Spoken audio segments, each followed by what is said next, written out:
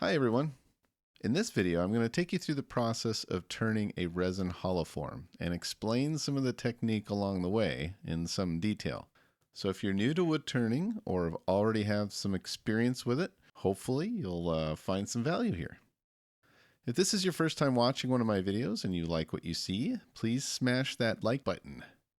And if you'd like to see more, please hit subscribe so you can see more videos like this. And as always, for those of you who have already subscribed, welcome back. As with every video, all tools that I use in this video are down in the description, so happy exploring. So resin can present a few challenges. It turns a lot different than wood, but when it's done correctly, it can result in some really nice results. There are definitely some special techniques to consider when you work with this material, so please be warned of that in case you're interested in jumping in. I do use carbide tools for resin as it has less of a tendency to chip out the material than high-speed steel does. You have to make sure high-speed steel is like super sharp and presented to the piece with just the right touch to get it to cut right. Otherwise, it'll gouge right into the material. Ask me how I know. So carbide tends to take some of the guesswork out of it for me. For the most part, I use Easy Wood Tools negative rake carbide inserts. Link is in the description, by the way. Hashtag not sponsored. These inserts provide a much more forgiving cutting edge with very little to no chip out with resin.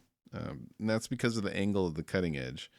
It's definitely a lifesaver if you decide to try turning resin. It actually completely changed the way that I turn resin myself. I started with standard carbide inserts and just about pulled my hair out. But then when I moved over to the negative rake inserts, it just completely changed my life. And here we go. One of the things that always impressed me was how the resin comes off in these nice long streamers. It's so cool looking. It occurs when you have the tool positioned correctly to the piece. And the movement and the pressure of the cutting tool is just right. You gotta get it just in the right spot. If you move too fast or give the tool too much pressure, it's gonna chatter. So kind of like this.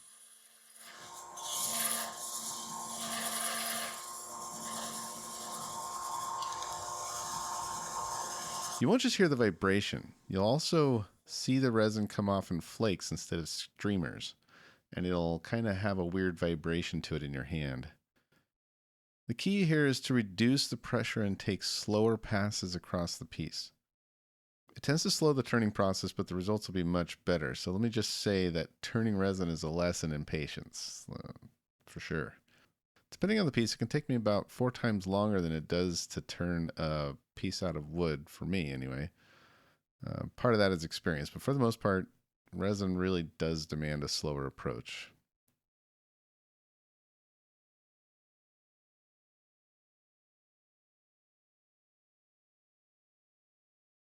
As for turning speeds for resin, it really depends on the size of the piece you're working on. I think standard rules tend to apply here for just about anything when it comes to size.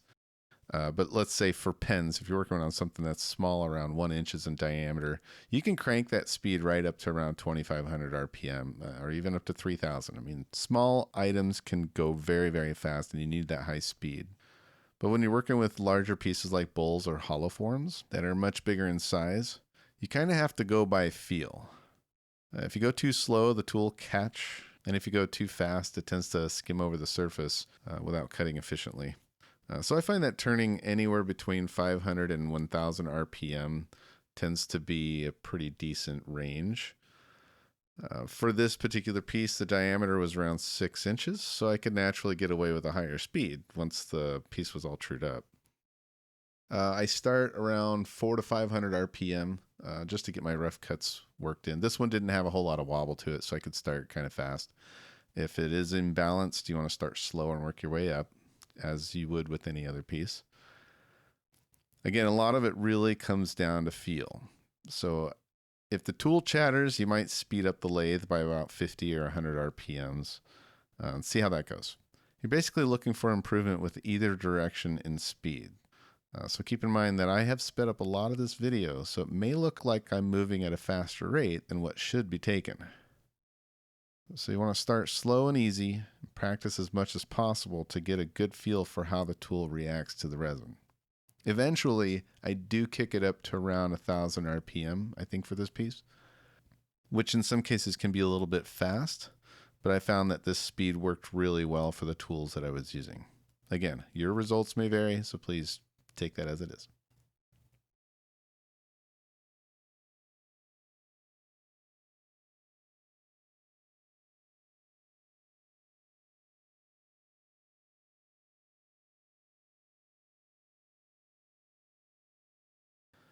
I used a rather long piece of wood for the base of this piece, so I decided to part it off at a more manageable length. And once I had finished parting it, I just reset the tailstock and repositioned the live center.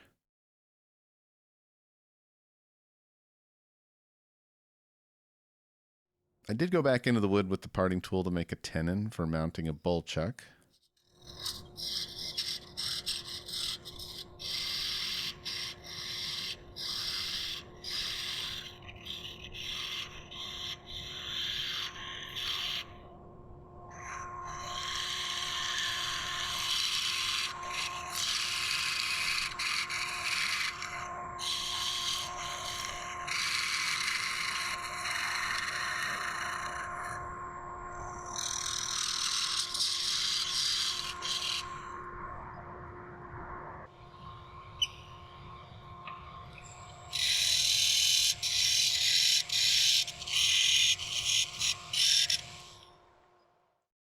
So on goes the chuck and mounted bowl, ready for hollowing.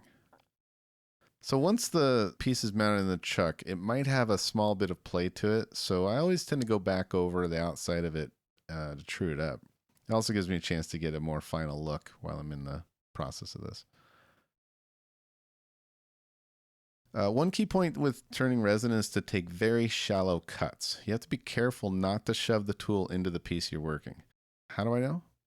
I find that my approach has to be a lot slower than when I'm turning something out of wood. I mean, movements with the tool have to be much smaller. You got to avoid chipping, you got to avoid catching.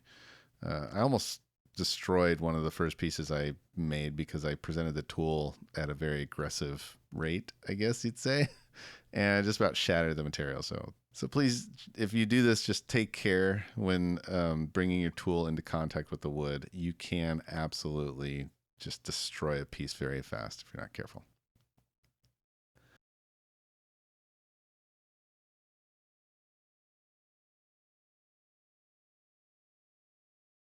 So for the inside of the piece, I took light passes with my bowl gouge to get a rough surface ready for hollowing.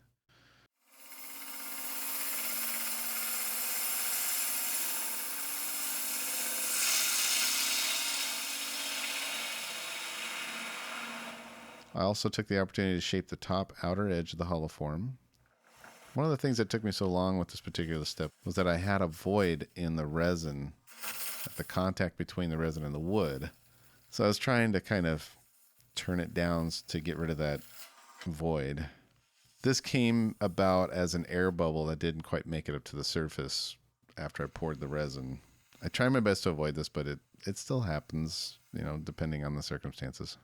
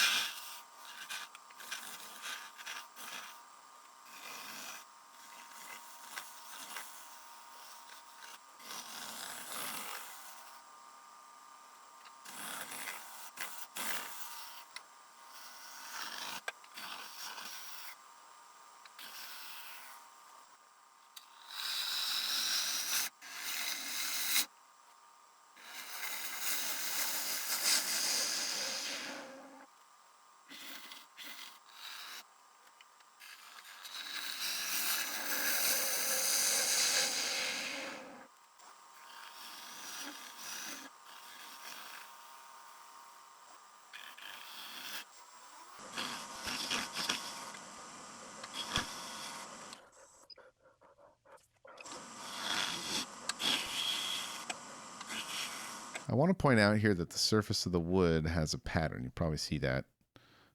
This pattern is caused by a bounce in the tool. It's basically because I was not supporting the tool properly and allowed for vibration to occur in the tool. It gets worse the more and more bumps on the surface start to show up, and it just kind of goes from there. So to begin hollowing out a piece like this, I do prefer to drill out as much as I can so that I can get started with the hollower right away. I don't normally do this for standard bowl shapes. I only do it for hollow forms just because it's a little bit different. It can be tricky to get the tool down inside a piece like this. Whereas a regular bowl shape, it's very easy to hollow out. I don't necessarily worry about drilling out any excess. To me, it takes just about as much time when you're dealing with wood, whether to drill it or to just use the tool for it.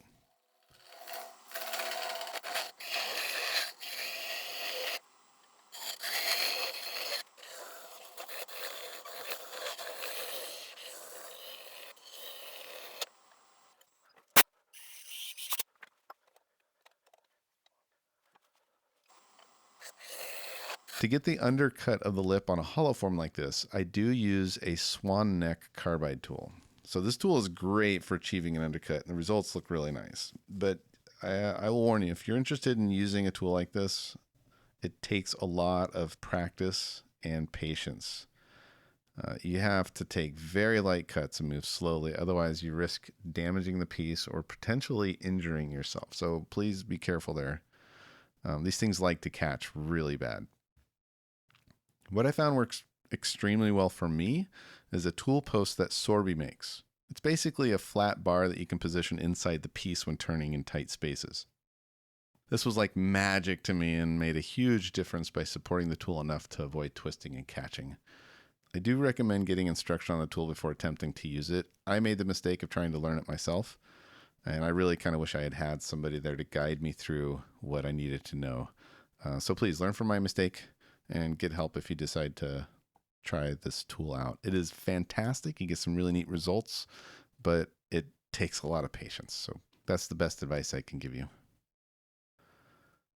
So even though this video is sped up, you can see that I took very shallow and light passes and controlled movements with this swan neck. I do a lot of shaping by feel and getting my fingers in there to see where there might be high spots or inconsistency in the thickness. You can use calipers and things like that, but on smaller pieces like this, it's just easier to get my fingers in there. Otherwise, on larger bowls, I will use like a caliper just to make sure I'm getting consistent thickness.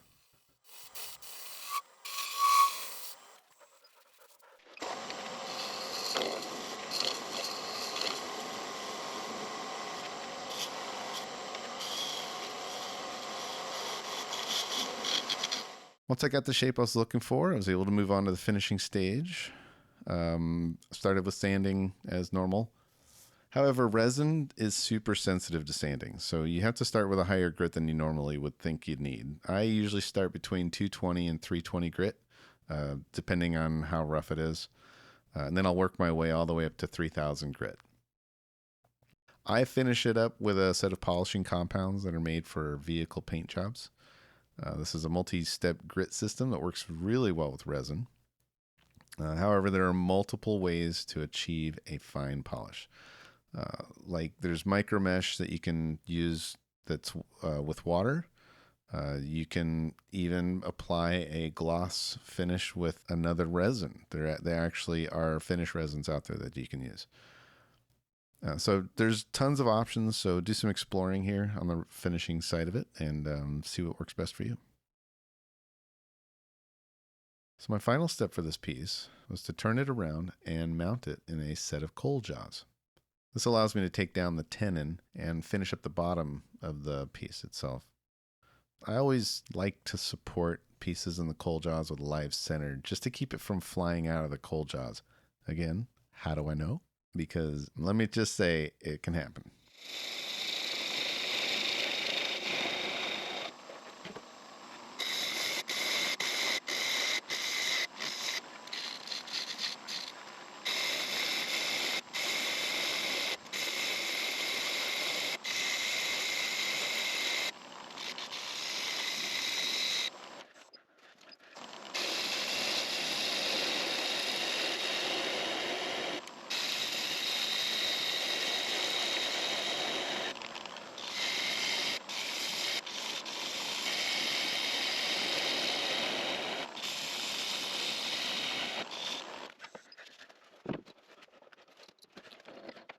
once I have the foot turned down, I cut off the leftover piece of wood by hand that the live center was positioned against, and then I'll do a final bit of turning and sanding.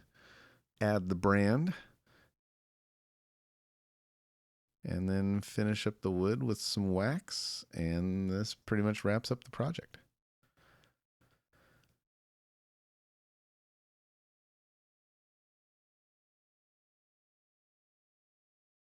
Final looks.